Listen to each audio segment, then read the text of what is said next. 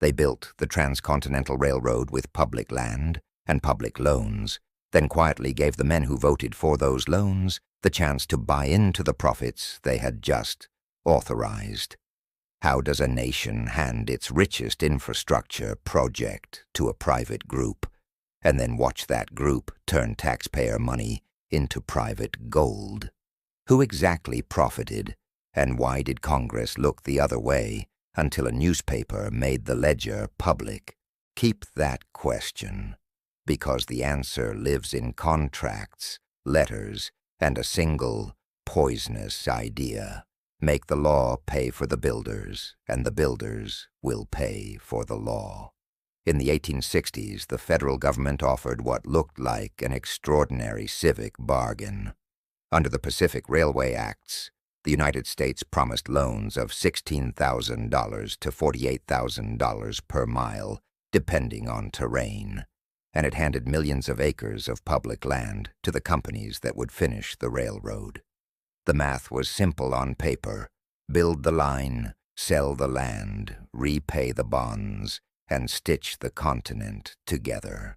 But simple papers hide complex incentives, and incentives bend toward profit. The Union Pacific was short on honest partners and long on ambition.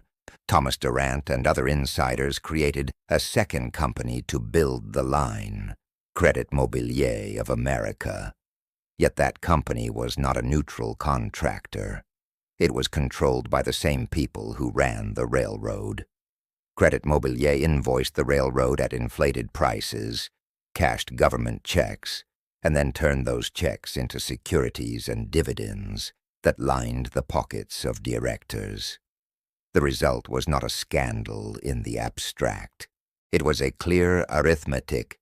The government and investors paid roughly $94.6 million to Union Pacific contractors.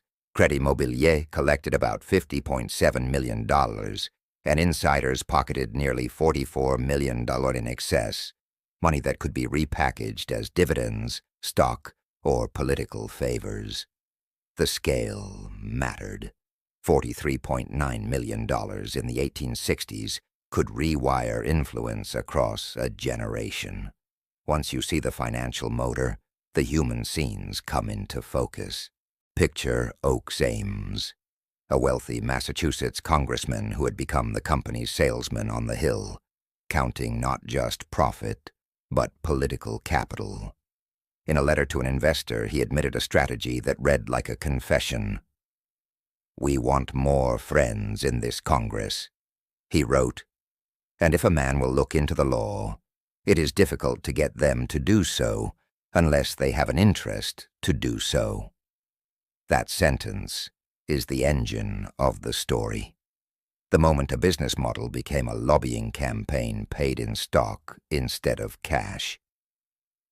How did that campaign run in practice? Ames offered or sold Crédit Mobilier shares to members of Congress at par value, or delivered them as gifts when money was inconvenient. Those shares paid enormous dividends once Crédit Mobilier declared them. A lawmaker who accepted an inexpensive or free share could later sell into a market in which the stock commanded a premium, an instant gain with the appearance, at least, of legitimacy. A congressman who had a direct financial stake in the company that collected government bonds was unlikely to push hard for oversight. The conflict of interest was simple arithmetic, and human weakness rolled into one. The scheme held because it was woven into existing policy. The Pacific Acts had created blunt incentives, high per-mile subsidies for difficult terrain, and huge tracts of alternating land for sale. Those incentives transformed land into leverage. Sell the land, raise capital, book the profit. What Crédit Mobilier added was a neat financial sleight of hand. It was both the constructor and the beneficiary. If the railroad directors owned the construction company, they could build the railroad at any price and then pocket the difference by selling securities. The effect was public money diverted into private hands. disguised as legitimate corporate profit. Slow corruption has a brittle heart. A feud among insiders brought the scandal into sunlight. Henry S. McComb, once an ally, sued, leaked letters, and those letters fell into the hands of a New York paper in September 1872. The New York Sun ran a withering series, and Congress could not ignore the prints. Senators and representatives, some of them household names, were suddenly named in a list of recipients. Vice President Schuyler Colfax, Senator Henry Wilson, and future President James A. Garfield appeared among those connected to the shares. The question shifted from did they profit to did they know what they were authorizing. The congressional investigation that followed was theatrical and measured at once. Committees took testimony, ledgers were examined, and reputations were strained. The House reported and censured Oakes Ames and one other for their roles. Yet many implicated politicians escaped formal punishment. Why? Politics, of course. But more importantly, the financial logic that had produced the scandal was not technically illegal in every aspect at the time. There were loopholes in accounting, limits to oversight, and a culture that had come to expect backroom deals in Gilded Age Washington.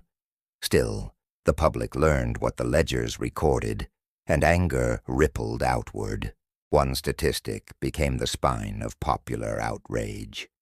The effective diversion of roughly $43.9 million into insider profits. That number kept appearing in papers and pamphlets, and it carried a moral weight hard to forget. The human cost needs its moment of detail. Imagine Emily, the wife of a small Nebraska homesteader, watching a freight train pass and thinking of the promised prosperity. Her claim staked on a parcel near the new line.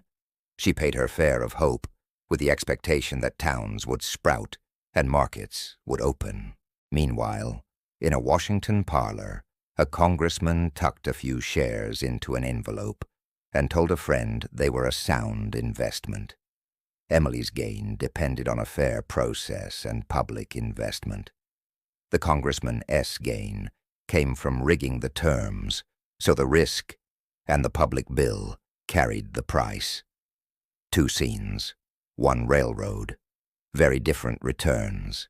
Every 20 to 45 seconds, the narrative needs a small hook, a new question.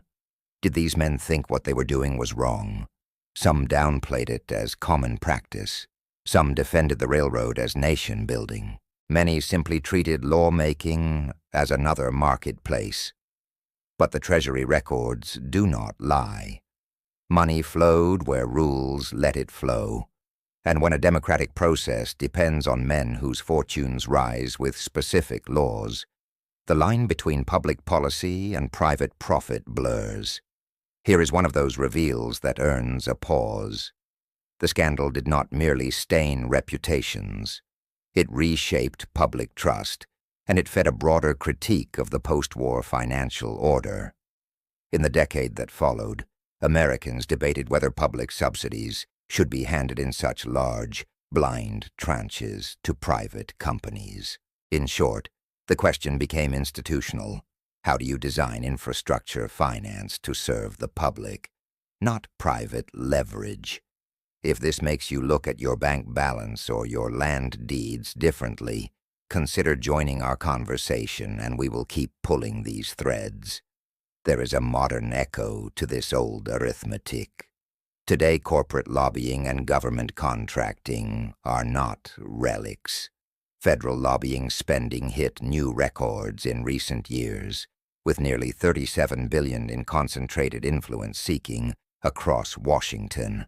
When companies spend millions to shape legislation and then win lucrative government contracts, the structural temptation is the same as in the 1860s: align profit with policy, and the platform follows. Consider recent enforcement actions against major contractors accused of bribery or kickbacks. They are not the same as 19th century share gifting, but they are part of the same family of risk. When public money is large and oversight is weak, creative accounting and influence find a market. What should a viewer take from this history? First, big public projects create big political incentives.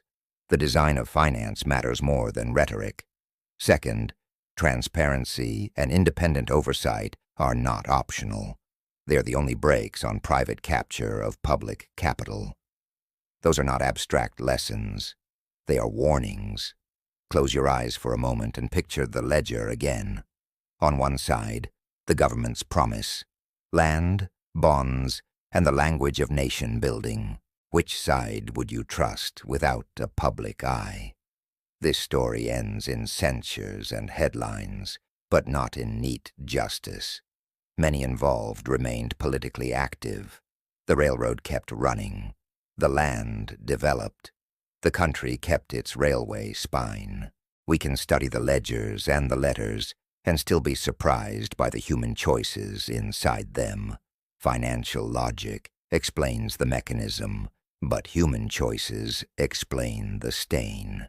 Join us and let us keep searching for the rules that protect public capital from private appetite. Don't forget, the ledgers are still open.